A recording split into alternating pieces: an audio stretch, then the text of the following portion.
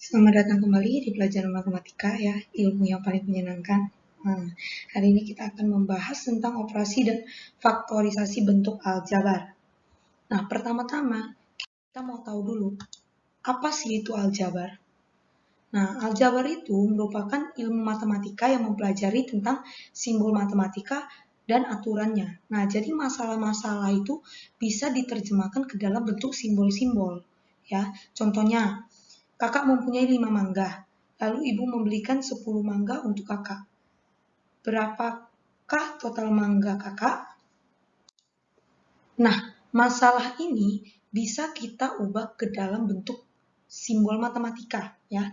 Nah, ibu misalkan mangga itu dilambangkan dengan M, disimbolkan dengan M. Nah, inilah yang dibilang kita mempelajari simbol-simbol, lambang-lambang. Kenapa? Masalahnya ini kan tentang kakak punya mangga 5, dibelikan lagi sama ibu 10 mangga. Mangganya ini ibu ganti ke dalam bentuk simbol yaitu huruf M. Nah, maka persoalan ini bisa diselesaikan dengan cara bagaimana? 5 mangga berarti 5M tambah 10M. 5M tambah 10M. Hasilnya adalah 15M. Nah, ini 5M, 10M itu adalah suku. Ya, ini adalah suku-suku dalam aljabar. Kalau dibilang 5M itu adalah suatu suku. Suku itu terdiri dari apa, Bu? Berarti M itu sebagai variabel.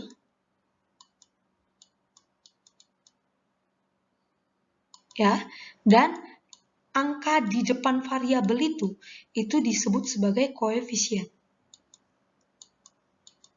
Oke?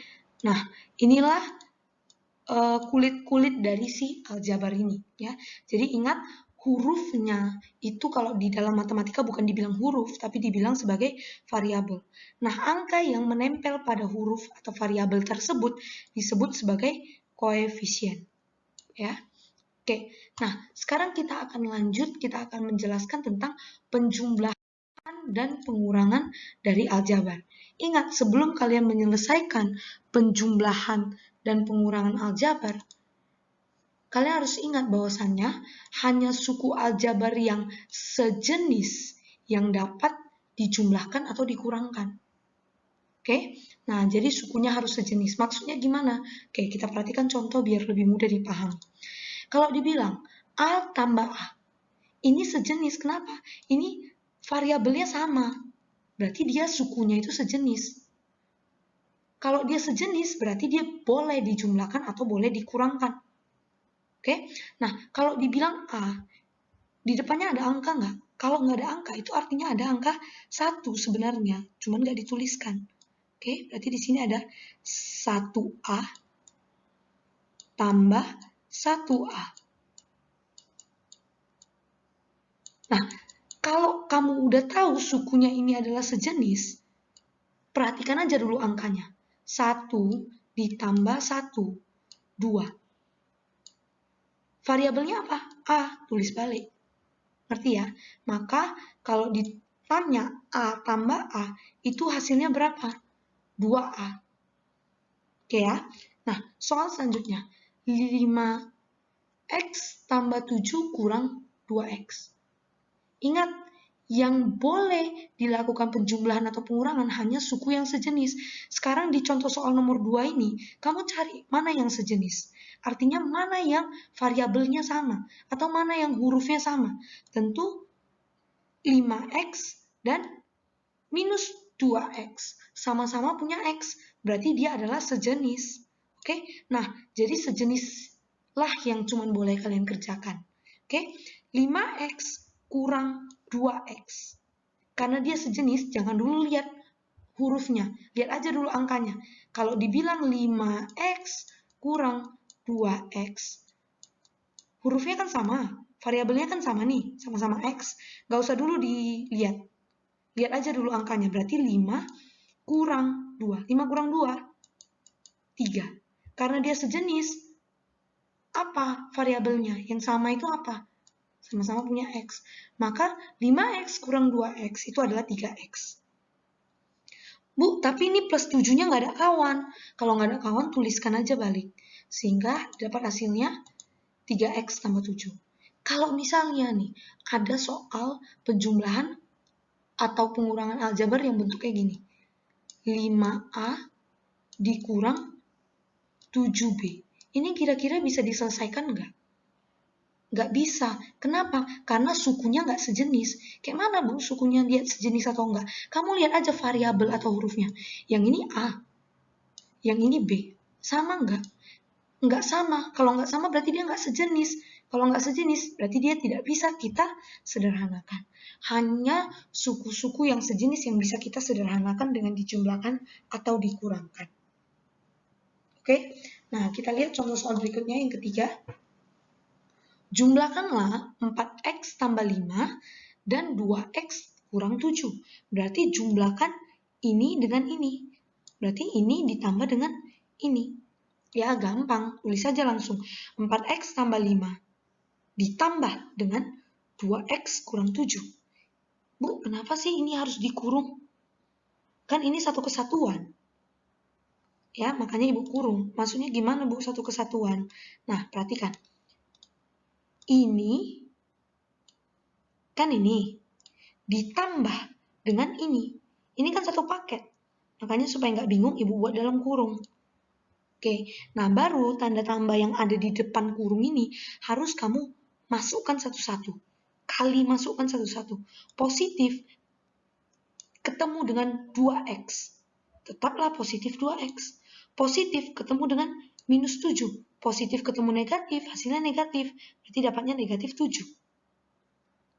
Ya, jadi kalau mau gampangnya gini deh. Kalau dia itu tanda tambah yang dikali masukkan, dia nggak akan merubah apapun. Oke, makanya di dalamnya ini 2x kurang 7. Setelah dikali masuk pun tetap 2x kurang 7. Karena tanda positif itu, kalau dikali masuk, itu tidak akan merubah apapun. Oke, berbeda dengan tanda negatif. Nanti Ibu ada tunjukkan contoh kalau misalnya dia tanda negatif yang dikali masuk. Dia akan merubah bentuknya. Oke, kalau udah sampai di sini mau diapakan? Nah, lihat, kerjakanlah yang sejenis. Nah, kamu tengok, 4x. Yang sejenis itu dengan 4x siapa? Tentu yang sama-sama punya x, yaitu adalah 2x. 4x ditambah dengan 2x. Sejenis toh. Kalau dia sejenis, nggak usah lihat dulu variabelnya. Lihat aja angkanya. 4 tambah 2. 6. Apa variabelnya? X.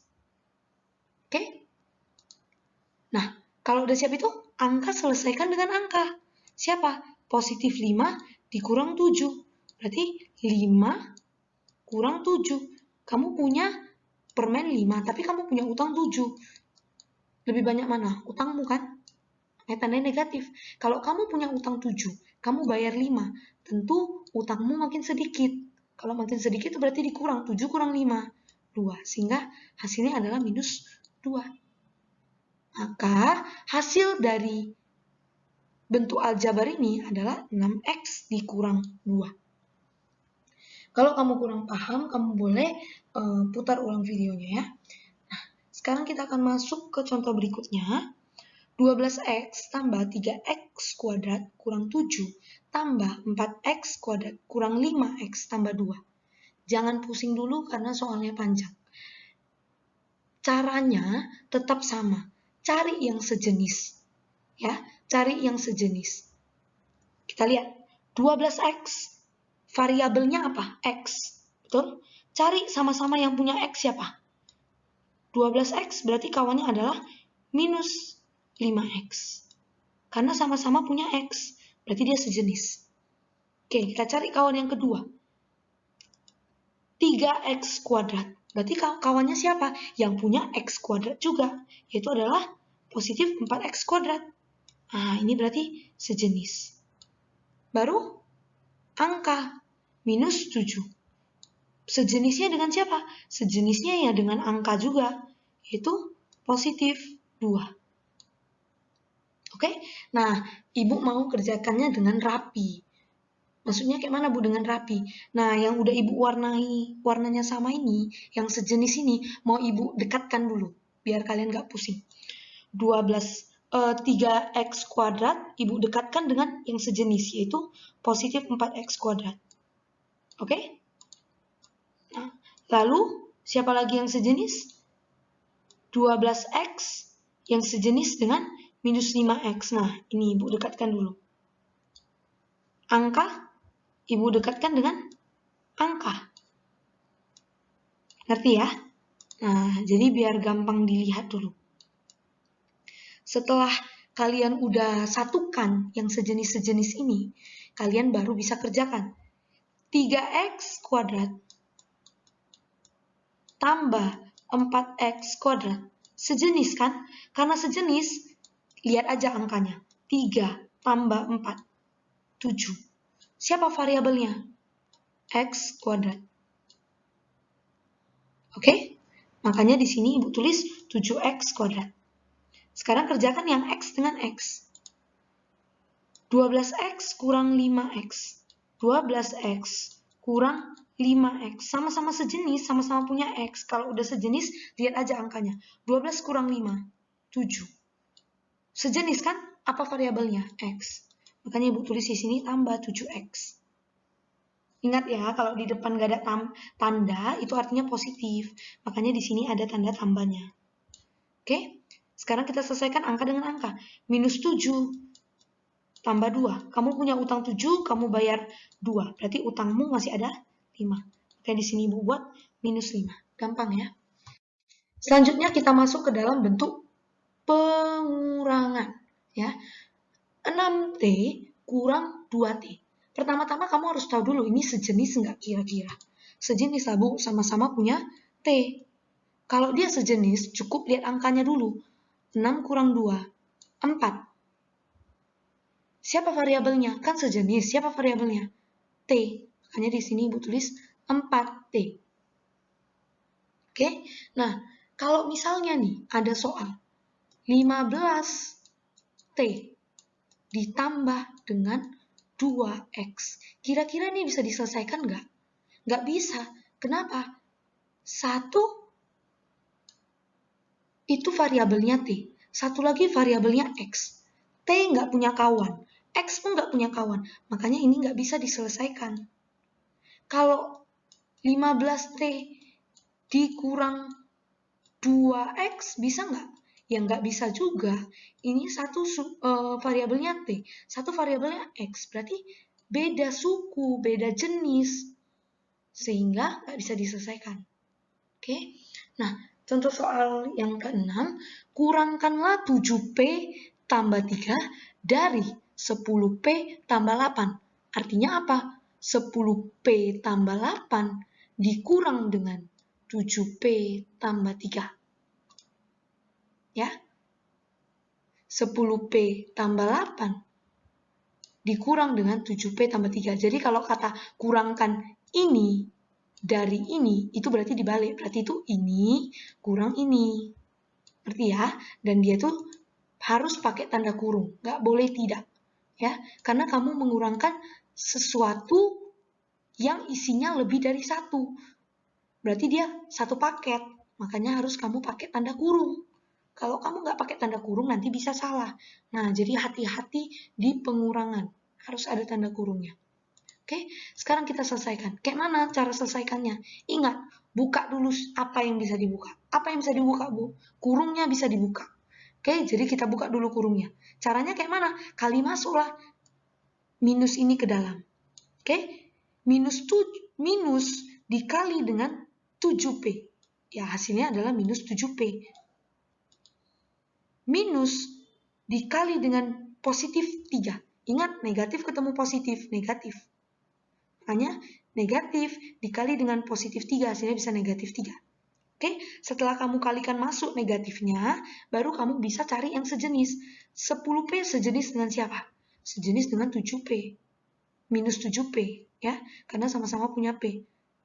10P itu sejenis dengan minus 7P. Karena sejenis, perhatikan aja angkanya. 10 kurang 7, 3. Variabelnya P. Maka Ibu tulis 3P. Angka selesaikan dengan angka. Angka itu sejenis dengan angka. Positif 8 kurang 3. 8 kurang 3, 5. Positif kan? Makanya Ibu tulis di sini tambah 5. Sehingga hasil dari aljabar ini adalah 3P tambah 5. Oke, selanjutnya kurangkanlah 2x kuadrat kurang 1 dari 12x kuadrat tambah 3x kurang 7. Berarti ini kurang ini. Ya, makanya Ibu tulis 12x kuadrat tambah 3x kurang 7 kurang dalam kurung 2x kuadrat kurang 1. Ingat, kalau pengurangan kamu harus hati-hati, harus pakai tanda kurung. Dia harus ada tanda kurungnya. Nah, setelah kamu tulis seperti ini, kamu harus buka dulu kurungnya. Caranya kayak mana? Kali masuk negatifnya. Negatif kali 2x kuadrat, ya berarti negatif 2x kuadrat. Negatif dikali dengan negatif 1. Negatif ketemu negatif, positif. Positif berapa? Angkanya berapa nih? 1. Oke? Nah, setelah itu kamu coba perhatikan mana yang sejenis. 12x kuadrat. Mana yang sejenis dengan 12x kuadrat? Ya cari aja yang punya x kuadrat juga. Siapa? Minus 2x kuadrat. Ini sejenis. Ya, karena sama-sama punya x kuadrat. Selanjutnya, 3x. Ada nggak kawannya? Carilah yang sama-sama punya x. Nggak ada. Berarti dia sendiri. Ya udah tinggalin aja dulu. Minus 7. Angka. Angka sama angka. Minus 7 berarti sejenis dengan siapa? Positif 1. Ya. Nah, kita selesaikanlah yang sejenis. 12x kuadrat kurang 2x kuadrat. Karena dia sejenis, lihat aja angkanya. 12 kurang 2. 10. Siapa variabelnya? X kuadrat, tuliskan aja kembali. Makanya ini Ibu tulis 10x kuadrat. Tadi 3x ada nggak kawannya? Nggak ada kawannya. Kalau nggak ada kawannya, tuliskan aja kembali. Oke? Nah, selanjutnya minus 7 tambah 1. Kamu punya utang 7, kamu bayar 1, berarti utangmu masih ada 6. Makanya di sini adalah minus 6. Ya, jadi ginilah kira-kira tentang penjumlahan dan pengurangan aljabar. Kalau ada yang kamu kurang paham, kamu boleh putar ulang videonya. Kalau nggak paham lagi, nanti kamu boleh WA Ibu supaya ini bisa kita bahas minggu depan.